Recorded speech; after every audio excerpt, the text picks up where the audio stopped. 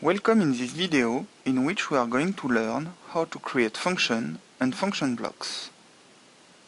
Function and function blocks are created in the local library of the project. So I have one section for the function and one section for the function block. The difference between a function and the function blocks is mainly the number of outputs. The function has only one output and the name of this output shall be the name of the function. A function block can have several outputs. A function block needs to be instantiated in ST. We will see that in the ST video. I'm creating now a new function. I will call it my new function, and I have to create the inputs of my function. So I can select parameters or I can open the local dictionary. I open the local dictionary. I see in the local dictionary that I have already one output parameters, which is the name of my function, and I'm creating 3 Boolean inputs for this function, and I have to select var input for the direction. I'm creating now a new FBD function block, which will be called my new FB. For this one, I will choose to open the parameter view. You see that it's a graphical view where you can create the inputs and the outputs of your function block. So I create 3 inputs and 2 outputs. Of course, you can change for each one the name and the data types. I will keep Boolean data type. I will just change the name. Okay, so I have created one function and one function block. Now I have to write in each of them the behavior. So I will insert a AND operator and also a OR operator. Okay, I will now connect some variables. These variables are the inputs of my function. So in the local dictionary, I select the inputs of my function. Okay, I connect the output to the output of my function. I connect everything together and I build just to check that there's no mistake. I will do the same for my function block.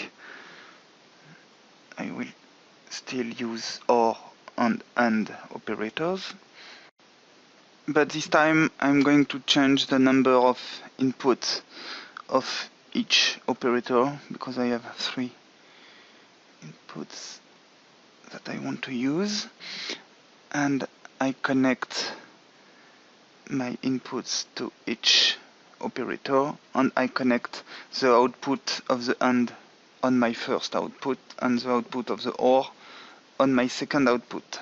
I just compile my function block to check that there's no mistake, and I can now use my function or my function block into a program.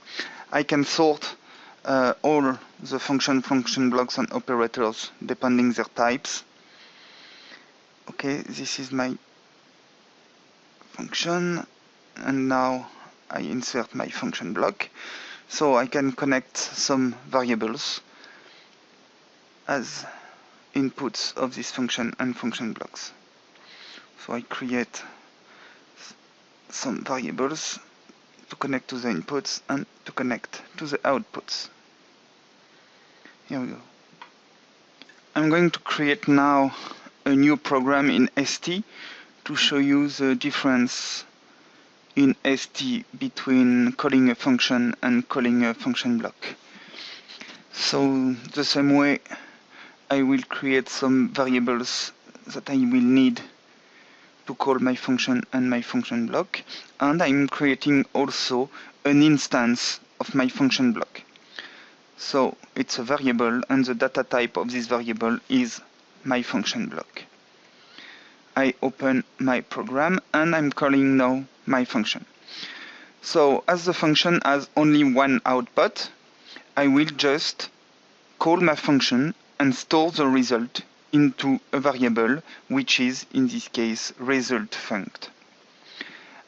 So I call the name of my function, and into braces I put the variables that will be sent in the input parameters. For a function block, I have to call the instance of my function block, and into braces I put the variable that I want to send to the input of my function block. And then I can use the output of the instance of my function block. So for example, if I want to use the first input and store it in this variable, I just write that this variable is the result of the instance of my function block dot the name of the output. So I will do this for the two outputs. Dot my arrow. Okay.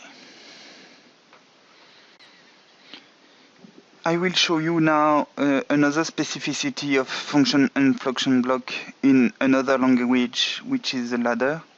So I create a program in ladder. I create some variables that I will need in my local dictionary. So I create only Boolean variables. Here we are. And I open now my program and I will insert my function.